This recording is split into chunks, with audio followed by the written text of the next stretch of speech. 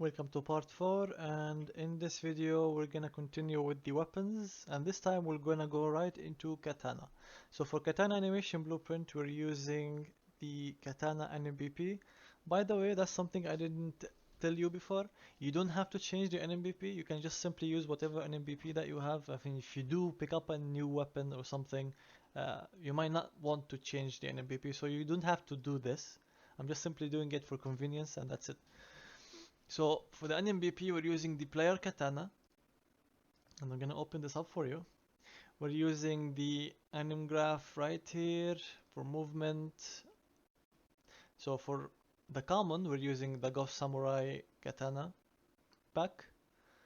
This is for common. For the default one, we're using this one is for the one without targeting, and this one is when you're targeting 2D blend space.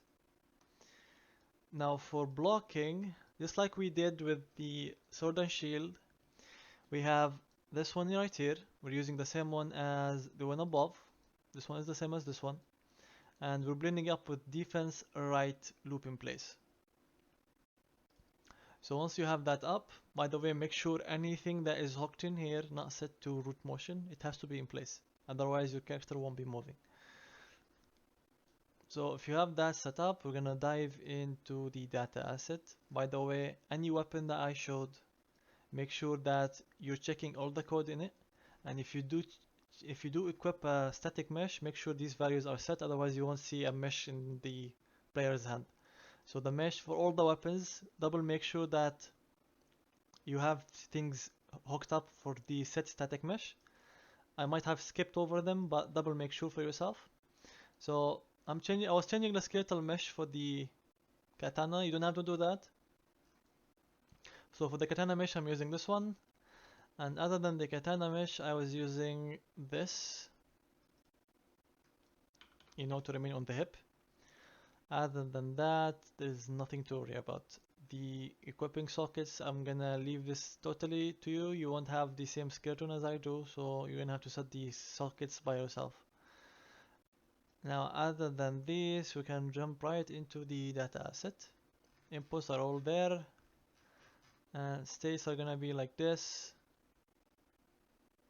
Attributes will have one additional attribute, which is the posture attribute. Now for the states, you already find them here. You will find them hooked for you as well, so you don't have to worry about that. For abilities, that's around 29. That's more than the rest. Well, you can imagine why. For light attacks, we're using the K player light attack. You're gonna have these hooked, but make sure you take a look at all the abilities so you know how the thing work. So for the attacks, we're using Ghost Samurai A attack 011. By the way, that's something to keep in mind for. The traces we're using, the properties is normal and knock attack property, not the normal one. Why? Because I was simply pushing the target that you're hitting for 450 for 0.25 seconds. So this one physically moves him. It's not the animation that I'm relying on, I'm more relying on the velocity of the attack. So each attack is gonna push the target by 450 to the back for 0.25 seconds. So for damage dealing, we're doing the health as well as we have the deflect part. Since that's the first for deflection, because Genichiro, if you do fight him, there's multiple impact results that will happen. One is he might get hit, the second one he might deflect you, and the third one he might block you. So in deflection, I'm dealing a posture damage. On hit, I'm dealing health damage. On block, I'm also dealing posture damage, but less than deflection. So that's how you do the traces for the katana, keep that in mind. For the other attacks, we have 012, attack 023, attack 026. For the dodge, we're using these. These are custom made, so you won't have the exact same. But you can get any animation that does almost the same thing. It's set up the same way that the other dodges from the twin blades are used. So same thing. Again, these are custom made, so if you don't have them custom made, just use anything that looks like them. So for right, this is how it is, left, and backward. For the hold, we're using the SP06, which again uses the normal and knock. Make sure the trace to control is always set up, by the way. If you don't have these set up on the attacks, it won't even fire. And we have this on special, same thing. And for the other special 035, we're using these.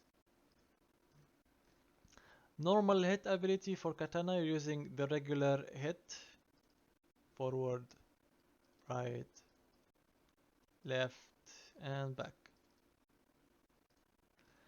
Player knock, we're using the one from Twin Blades. The player large hit, Twin Blades. These two abilities are not even running because we did not run any of these.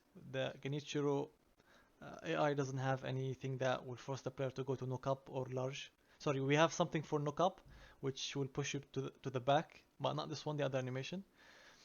For ragdoll, we have these. We don't have any ragdoll against Genichiro, so that won't matter. And by the way, the conditions for ragdoll to run are to be of attack property of thrust. Now Genichiro doesn't use thrust, he uses normal, so that's why he wants ragdoll.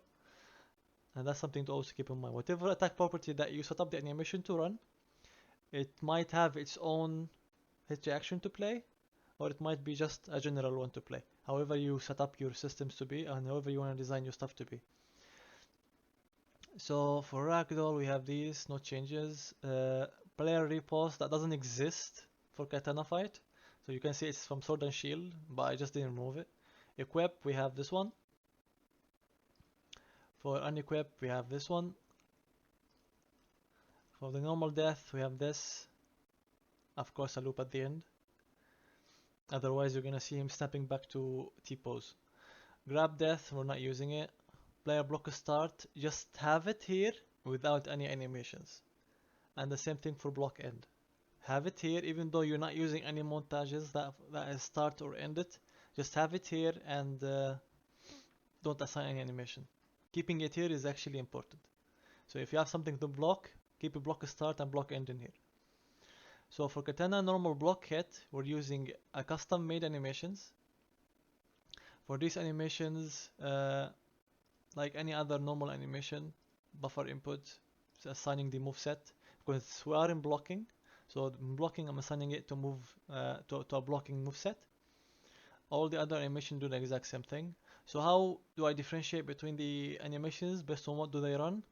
If you open this, you're gonna see me checking for the, what do you call it, the normal and knock attack ability. So again, that's something you need to worry about if you're setting up your hit reactions. If a hit reaction is assigned to normal knock and attack property, you're gonna have to check it here, okay? Or if it's something else, but you know this hit reaction ability might have might react to multiple types of attack properties, you can set that up from here by simply checking the tag for every attack. Every attack property is inherited from base attack property, which has this variable, and each of these variables are different for every property that is inherited from this one, so you can check it from here. So in my case, I was more specifically assigning it to normal and knock, so I did not worry about the rest.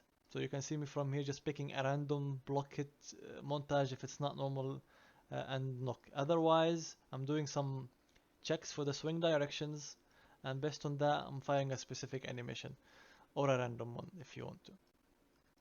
What we have here is just a little time stop that will feel better on if you're blocking something. So that's it for this animation. Again, these are custom made. Either use these or anything that could look like it. So player counter, sword and shield will not have player counter for katana, so you can totally skip this. Defense broken, you have this from protector. For the large block, also these. For deflection, we're using the exact same from the normal block, so you don't have to worry much about this. Again, all the animation lead back to blocking. For weapon clash, that's something I added but then removed. It's not in the demo, you won't see it, but these are the animations I'm using. It's just something if you ever want to think of using weapon clash. So how does weapon clash work in a nutshell? I'm gonna explain. If you and the AI attack at the same time, you both have the traces active, and one of you hit the other, and you are both within. You see, your traces are both active. So one hit the other one first. In that case, we're gonna check the other target, the one you hit. Does he have a trace active? If he does, both of you will perform a clash and some sort of animation will happen. So open clash ability exists. There's also open clashed with an ED. But again, I'm not using this on the katana. I just left this here just so I can explain it for you. Normal deflected. This animation. If you want to know when each ability fires, go to it, check the condition, and try to delete it. It will tell you which state is using it. If a state is using it, it will also be linked to a data asset and will tell you where. So here, if you check the conditions, it's simply checking the abilities. You might have different conditions in here that you want to add. So keep that in mind. On abilities, I only have this one. So that's when this thing is firing. It's going to check the conditions for deflected. If it's there, it will run. If it's not, it won't. Open clash, like I explained, is clash without an ED, and this one is what happens when you do clash with the other one. So one will run if you're the one that hits first, and the other will run if the one that was trying to attack got hit first. So for NX24, we have arrow block. We're using the same animations from the custom made ones, but I have this one at the end of it, which is what you could potentially see if you do block a heavy arrow attack. Now the condition to make it run, I had another one set up here. Yeah, I was checking the attack property, which was set to be only an arrow shot property. Now the arrow shot property, which is something we're setting from here, I was getting the received attack property and checking if it's an arrow shot one. Now the arrow shot property is only running on the arrow projectiles, and the value is being set up from there as well. So if the attack property is bigger than 100, this one will fire, which is at index 6. Index 6 will be this one. Arrow deflect, same thing, no changes from this one. This one is a block, also custom made all the way down. You can have your own blocks in here. Player katana knock hit, you have these. And finally this one is in the front, if you get hit from the back. Index 27 will be the execution part, which is something again in the demo. These are custom made, so I can provide this. The player dodge is when you dodge and then hit left mouse button right away. This attack will fire. And index 29, which is the last one, will be the heal. So that covers everything for katana. On the next videos, we're gonna start covering the AIs. So see you in the next one.